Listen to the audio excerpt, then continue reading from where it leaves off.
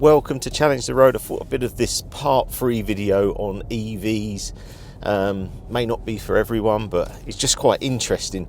And I said on the last video I hadn't had a chance to really go through how much I'd spent and different bits, but I thought I'd just go through how much it was to charge and then how much it was for petrol in our Q5 hybrid that we've got. So when I went down to, I said I went to Tunbridge and I needed a charging card, and I run really low. I think I was down to sort of 10 miles. And I went to McDonald's and they had a fast charger, which was about 90 kilowatt.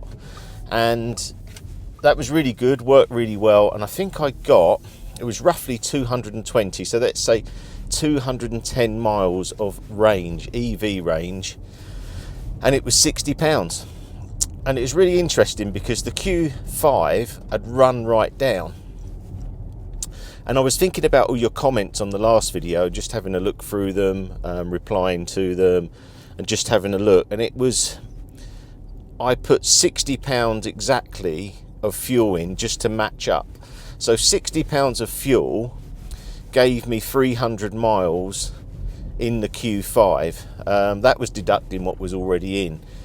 So a lot of your comments are really interesting. Like if you haven't got a charger at home and you have to use public charging, obviously you're going to need to join these apps and probably get a bit of a discount, because this was 79p, it was InstaVolt, I think you've seen on the previous video. But it just got me thinking that if the government are trying to get us into EVs and I'm in a flat or whatever and I want to, use this public charging network, it's going to cost me more than fuel.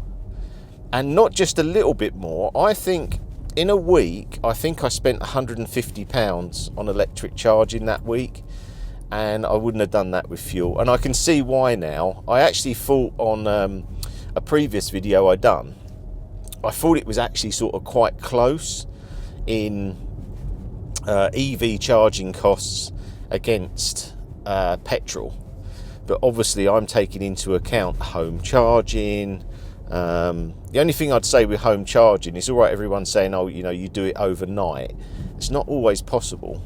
I've found myself at home just charging like any time, just to make sure I've got enough charge for a journey, because it takes quite a bit of time to charge. It's not, from home, if you've got a 7 kilowatt, let's just say you've got 90 kilowatt battery, obviously it's going to take 13 hours to do it, and that's quite a long time. And if you're coming back late at night and you want to try and use off peak and whatever, you might not get a full charge. So it's quite interesting.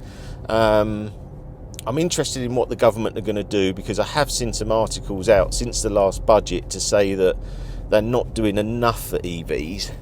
So it's really it's interesting. I actually replied to someone saying, I'm not sure what's going to happen. I'm in it with everything. I've got full electric, I've got hybrid, the oldest car I've got, and that's coming back soon, is my 1991 Lancia Delta Integrale, which I've been restoring.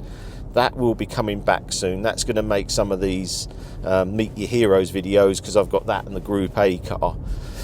So it's going to be quite an interesting journey for the channel now, because I've got everything. I know perhaps in my mind I feel this is going to depreciate quite heavily, this Taycan, but I did buy it sort of 40% off a year old, and I am enjoying it and I like driving it. And once I've got my home charger, I'm fairly happy, but I do have a lot of concerns. I said from the start that I wasn't sure EVs are going to work, and I still feel it's only going to work in certain scenarios. It's not going to work for everyone. You can't have a flat and probably rely on the public charging network, and it's going to cost you more. And if you're on low income or struggling for money, you don't really want to buy a car that's heavily depreciating and costing you more to charge.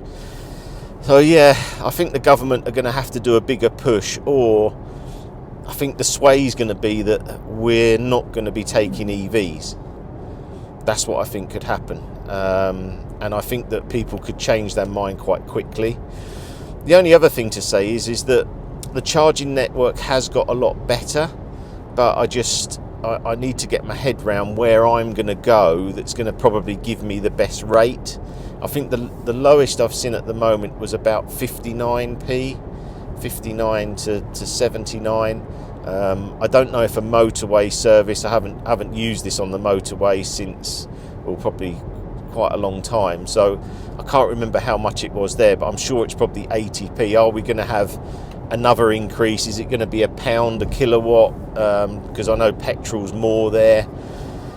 Oh yeah, it's quite an interesting thing. I love the drive of EVs. I just feel as a day-to-day car, I think they're brilliant. You know, I just come out of junctions, it's instant power.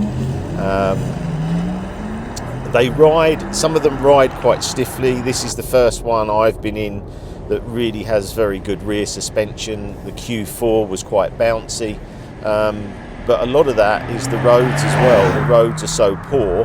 When you have quite a stiff car, you're feeling everything more. And even, you know, out today driving, there's so many potholes and that. It's not always the car's fault. It's the actual condition of the roads, and I'm not sure how we're going to get these roads back, if I'm honest, to a really good condition. But yeah, appreciate your thoughts on that. Do the government need to do more of a subsidy?